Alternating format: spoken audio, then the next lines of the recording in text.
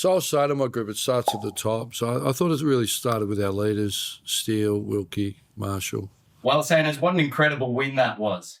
We ended last week saying that the effort from our seniors just wasn't what we wanted, and this week they showed us what they can do.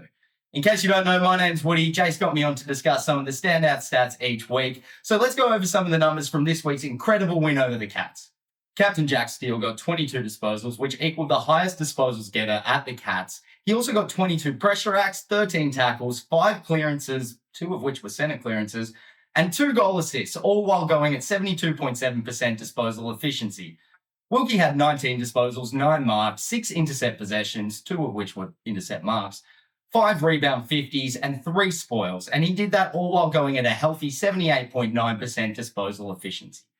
Finally, Marshall got back into the ruck and got 29 disposals with 16 contested possessions, 32 hitouts with just over 42% won and 31% to advantage, 8 score involvements with 3 launches, and 6 tackles and marks. So it's safe to say he looked back to his very best. And while the bigger names stood up, it was also our more senior heads that perhaps don't get the same recognition outside of our 4 walls. Zach Johns was absolutely massive with 27 disposals, 9 ground ball gets, 8 score involvements, 7 marks, and he also got 5 tackles, intercept possessions, and inside 50s. Mason Wood was also back to his best with 2 goals won, 26 disposals, 10 marks, 8 score involvements, and 7 ground ball gets, all while going at 73.1% disposal efficiency. All this is without recognising the, in my eyes, back-to-back centre of the match, Jack McRae, who was 2 marks short of the elusive AFL quad double and did so with 10 score involvements, 10 tackles, and 9 clearances. But before we get into some of the feel-good stories, last week we also mentioned that we needed some of our younger names to do more when they had the ball, as we had 72 points scored against us from turnovers against the Crows. And while we only reduced shots from turnover this week by 1, that resulted in 56 points against. So personally, I think that reduction comes from 2 things. 1, laying 36 more tackles this week, but also better ball use. I singled out Wilson, Naz, Windy, Hammer, and Garcia's turnovers last week, and every one of them improved. In fact, Naz, who I mentioned, was down on his 6.6 disposals per turnover last year, went at a staggering 14.5 on the weekend, as he only turned it over twice amongst his 29 disposals. While we're on it, how insane was that boat? Anyway, surprisingly, Naz wasn't even our best, with Burns going at 20 disposals for 1 turnover, and as a whole, the team went from 66.6% disposal efficiency to 73%. Interestingly, we didn't reduce our turnovers, going from 68 last week to 69 this, but if we look at the graph we finished on last week, where we compare experience versus disposals and turnovers, and compare it against this week's version, we can see that the turnovers are more spread across the team, as our seniors got a greater share of the disposals in general, suggesting both that our pressure and their level-headedness in decision-making led to our better usage. But how did they do that? Last week, we also touched on needing to control the play better via decision-making when marking, particularly not always looking for the overlap handball and letting our runners run into space for a short mark. And boy, did we do it.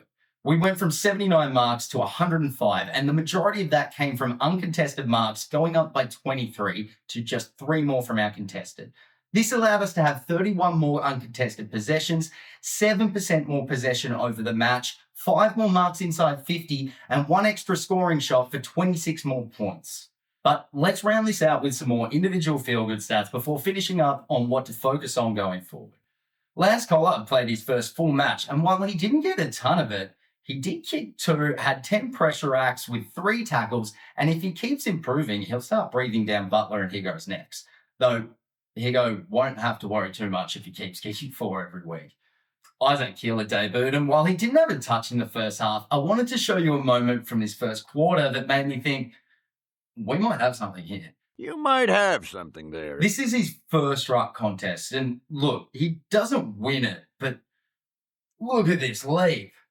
It's a quality that our other ruckmen just don't have, and considering his potential versatility positionally, he's got me excited, and I'm sure many of you too. Also, I wanted to mention Hammer in defence. He looked pretty dang good. Not only was it his goal-saving moment in the final minutes, but he had career highs for disposals with 18, marks with 13, rebound 50s with 9, which might not surprise anybody, but it's good to see. Finally, he managed to also best his meters game, getting 440 for the match, which was our third highest behind only Naz and McRae. So let's keep this experiment going. Speaking of, what are some of the main things we want to continue seeing going forward? Sinclair copped a fair bit for his defensive efforts in the stoppage last week, but his usage was pretty good, and that's something I maybe should have highlighted more. But if we are ever getting beaten in the stoppage again, I'd like to see more of Marcus Windhager in there with a tagging role. And while I don't expect him to get 2 goals, 25 disposals, 5 marks and tackles, 3 clearances every week, if he can do like 80% of that while keeping his opponent in his pocket all night, like he did to Holmes in the first half, then we've finally got a few more options in the guts. And I mentioned it earlier, but tackles were up. And I saw so many second and third tacklers in the contest that assured that the ball would either stay in or in some scenarios meant we could rip it out and get the ball moving forward ourselves. This simply just needs to keep happening. It's hard footy. It's trust your mate to win it, but help them do it too. Finally, I think we were much more level-headed post-mark and with ball in hand for the majority of that match. And in my opinion, it was only really that last quarter where we weren't making the same decisions as earlier that allowed Geelong to get back in the match.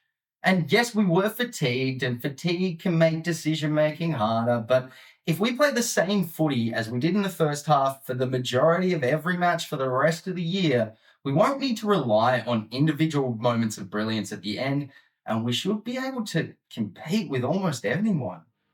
So I think that covers most of my major points. If you want to see more of my face, I've got my own YouTube channel at Wooden Spoon Data, but I'll be here every week to go over some of the standout Saints stats. I want to thank Jake for having me. I want to thank you for watching, and I'll see you next week. Go Saints.